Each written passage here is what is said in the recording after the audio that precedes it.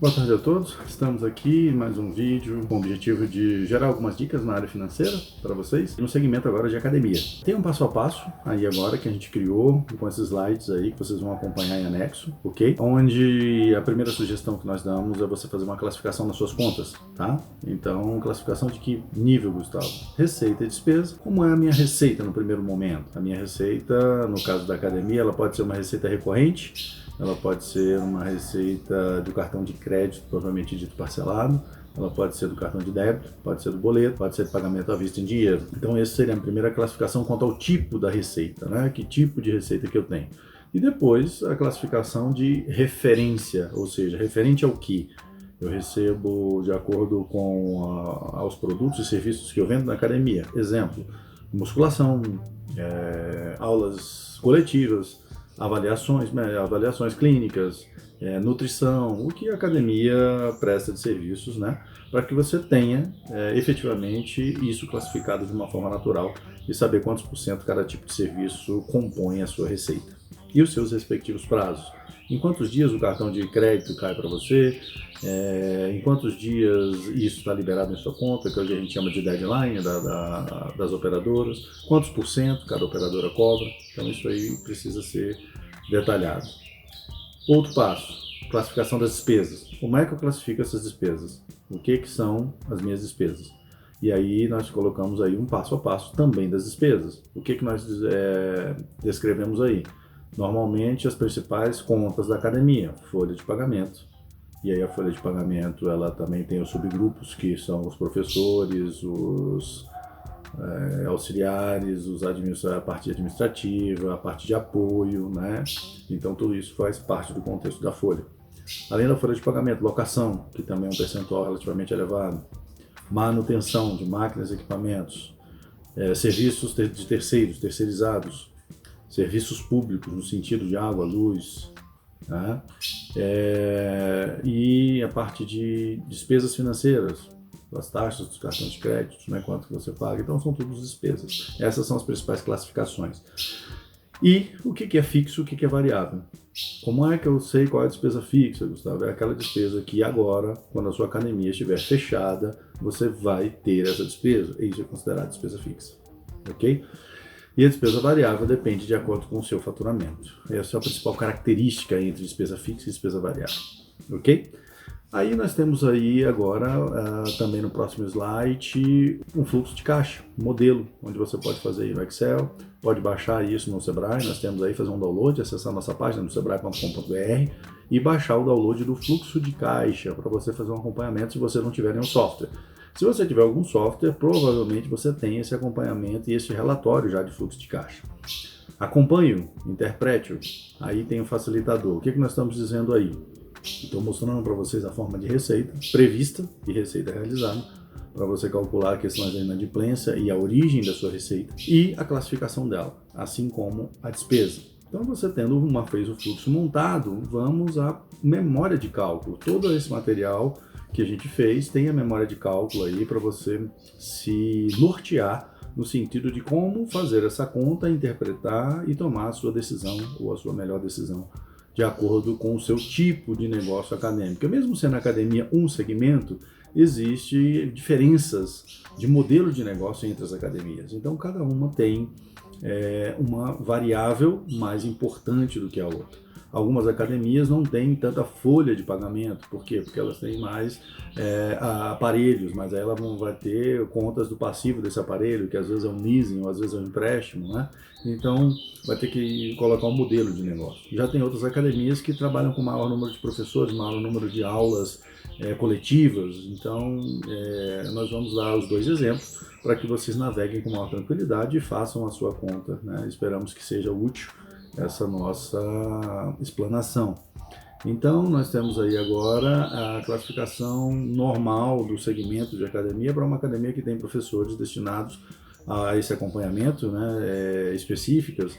Então, normalmente, a folha de pagamento sobe, ela se torna em torno de 40% do total da despesa. Esses percentuais que aí estão se referem ao total da despesa, tá? Então, quando eu falo que 40% é folha, é 40% do total da minha despesa. 20% é aluguel, é também do total da nossa despesa. Daí 15% fornecedores. E assim sucessivamente, que nós temos aí o nosso modelo de percentual. Gustavo, então como é que a gente calcula? Vamos lá? Nós temos aí agora a nossa memória de cálculo. Como é que nós construímos esse cálculo para chegar nesses percentuais? Pega-se o total da sua despesa, né? Você construiu lá o seu fluxo de caixa, pegou a planilhazinha no Excel e chegou no total de despesas que você tem na sua academia. Esse total, nós vamos pegar agora aquela conta específica, folha de pagamento, por exemplo. Vamos pegar o total de folha, o total gasto com folha e dividir pelo total geral das despesas. Aí nós vamos encontrar o percentual daquela folha referente ao total das despesas. O exemplo que está aí na nossa planilha de cálculo, eu estou olhando aqui agora, fugindo um pouco do vídeo, 45.005,20 é o valor da folha de pagamentos, para um total de despesa de 91.410,05. 41,5 dividido por 91, nós temos aí 0,49, o que representa 49% da minha despesa é com folha de pagamento. Dentro do padrão do segmento, significa que essa academia está 9% acima da média normal do segmento, podendo então fazer alguma coisa para entrar um pouquinho melhor nesse enquadramento. Entende? Então essa é a filosofia. Fazer com que você entenda os seus gastos e que ela esteja muito bem descrita, que você tome a decisão, mas uma decisão que você conseguiu identificar os números, né?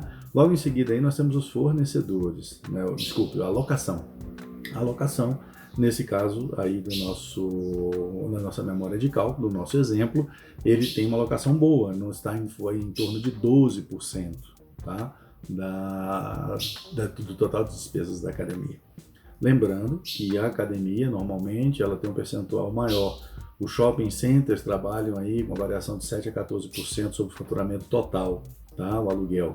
A academia, normalmente, ela tem um pouco a representatividade em relação à despesa total é um pouco maior, porque o espaço precisa ser maior e existem algumas particularidades no segmento, né? Por isso, o percentual de aluguel é relativamente um pouco maior, tá? Em seguida, nós temos os fornecedores, né? E aí os fornecedores, nós colocamos aí 15.190 para os 91, nós temos 17% de fornecedores. Também 2% acima da média normal, que é de 15%.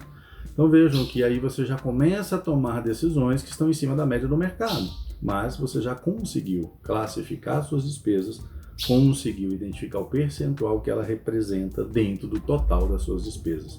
Viram que ficou um pouco mais claro como é que está essa estrutura, ok? Agora vamos para um outro momento, vamos para a margem de contribuição. Gustavo, o que é a margem de contribuição? A margem de contribuição é o valor que aquele produto ou serviço traz para a sua empresa para que você possa pagar o custo fixo. Como assim, Gustavo? A minha musculação é R$ 99,00. E eu tenho um custo variável de R$30. Então, ela vai me sobrar R$60 para que eu pague o custo fixo da empresa.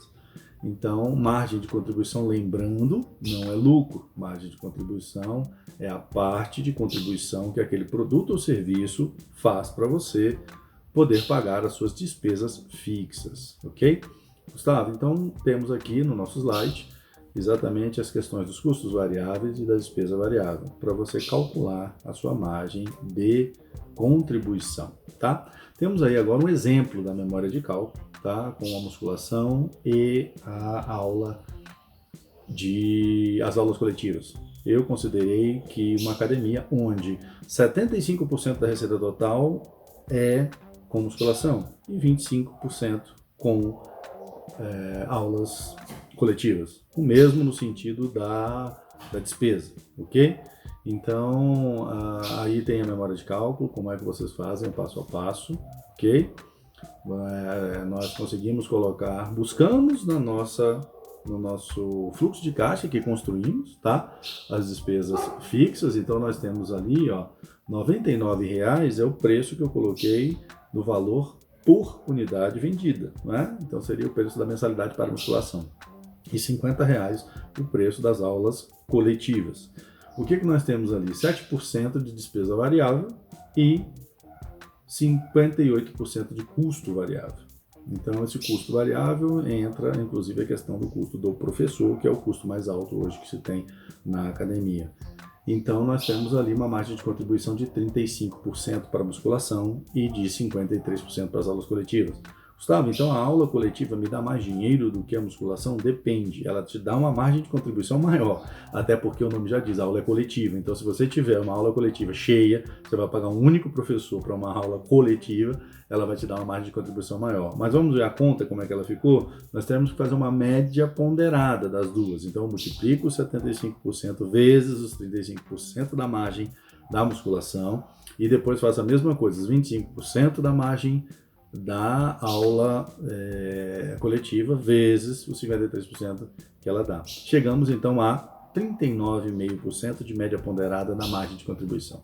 O que é isso, Gustavo? É o quanto o mix de produtos que eu ofereço, nesse caso dessa academia, musculação e aula coletiva, 39,5% de margem de contribuição. Ah, Gustavo, esse é meu lucro? Não, isso é margem de contribuição, ou seja, quanto você ganha para pagar o seu custo fixo, né? Então aí mostra a conta, ó, nós temos 39,50 e aí vamos para a próxima conta, ponto de equilíbrio. Gustavo, eu preciso do ponto de equilíbrio para quê? O que é um ponto de equilíbrio? O ponto de equilíbrio é o quanto você precisa para pagar suas contas. É o 0 a 0, break-even point, ou seja, é o ponto de partida para onde você começa a ganhar dinheiro. Ali, se você faturar até esse ponto de equilíbrio, você só pagou as suas contas e não ganhou nada. Gustavo, então eu preciso de saber disso com urgência? Preciso, porque no momento de crise, o mínimo que você pode faturar é o ponto de equilíbrio. Se você estiver abaixo dele, você tem que tomar providências para você modificar ele, não é?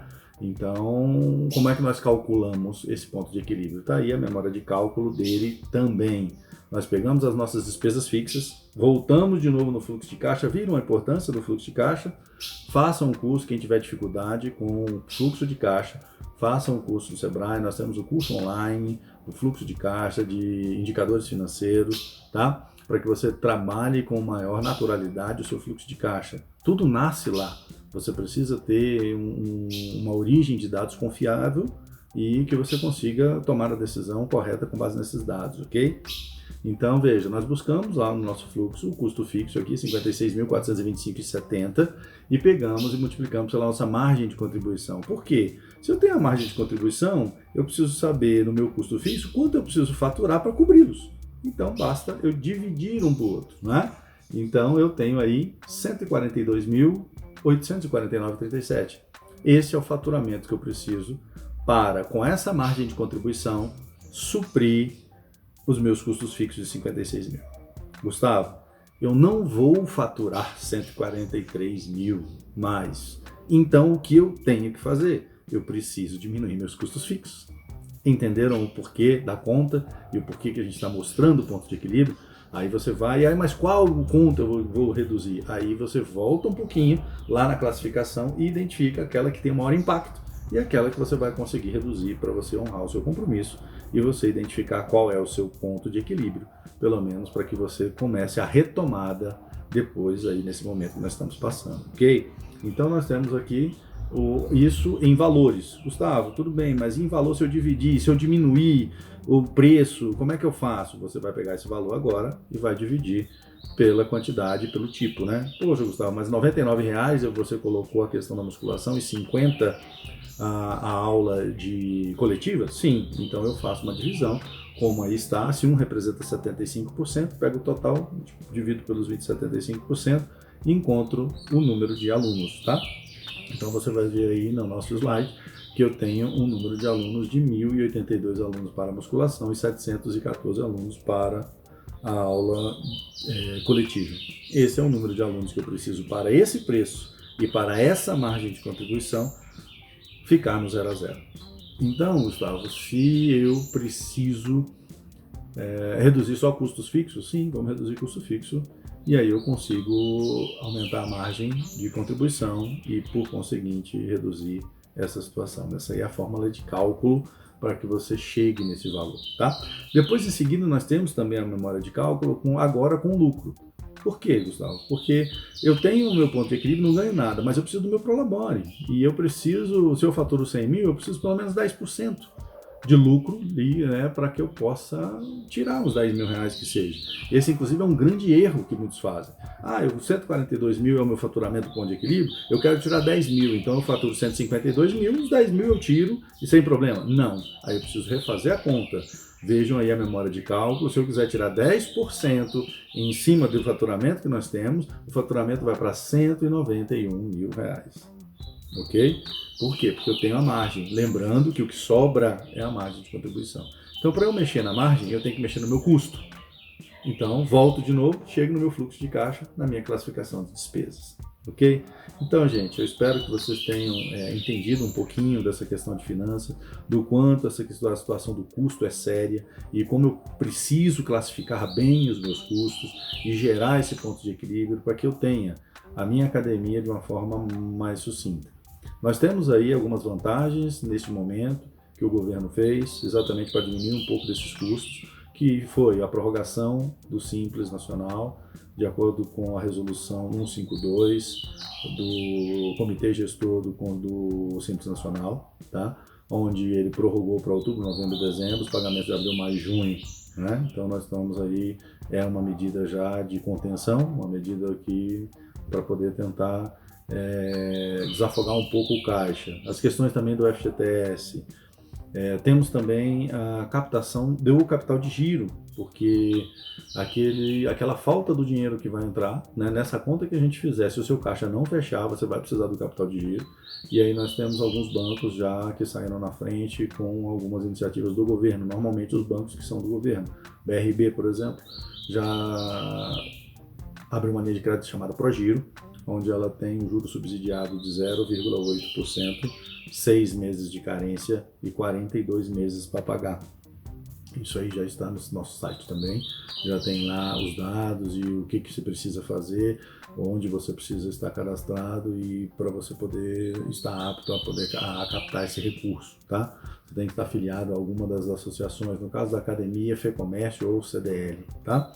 Para que você tenha acesso a esses juros subsidiados 0,8. Caixa Econômica Federal também sinalizou, mas foi agora há pouco, a gente ainda não tem todas as informações sobre as taxas de juros que ela vai praticar, mas ela também vai colocar 6 meses de carência e um prazo de amortização em torno de 42 meses. É mais ou menos o prazo em que os economistas e os bancos estão trabalhando. O BNDES também já sinalizou, já liberou uma linha de crédito direta através dos parceiros, que são os bancos, para as micro e pequenas empresas também. Então, vejam que estão vindo medidas. Claro que a gravação desse vídeo está sendo feita hoje, dia 24, e nós temos medidas a todos os dias. Então, acompanhem, cobrem dos seus contadores como é que estão os lançamentos, como é que estão essas condições para que você faça. Já deixe a documentação rigorosamente em dia para que vocês já possam fazer jus dessas necessidades aí e que a gente consiga voltar o mais rápido possível à normalidade, tá? É também interessante que vocês vejam junto aos seus contadores as questões trabalhistas, as normas trabalhistas que nós estamos tendo aí. A medida provisória só é emitida pelo governo agora também, para que vocês tenham pelo menos alguma estratégia montada para a retomada, né? E vamos orar aí para que tudo volte o mais rápido possível ao normal. Espero que tenhamos elucidado algumas coisas na parte de finanças. Estamos com todos os canais do Sebrae abertos para melhor atendê-los. Qualquer dúvida pode nos escrever, estaremos aqui à disposição para atendê-los. Muito obrigado e uma boa tarde.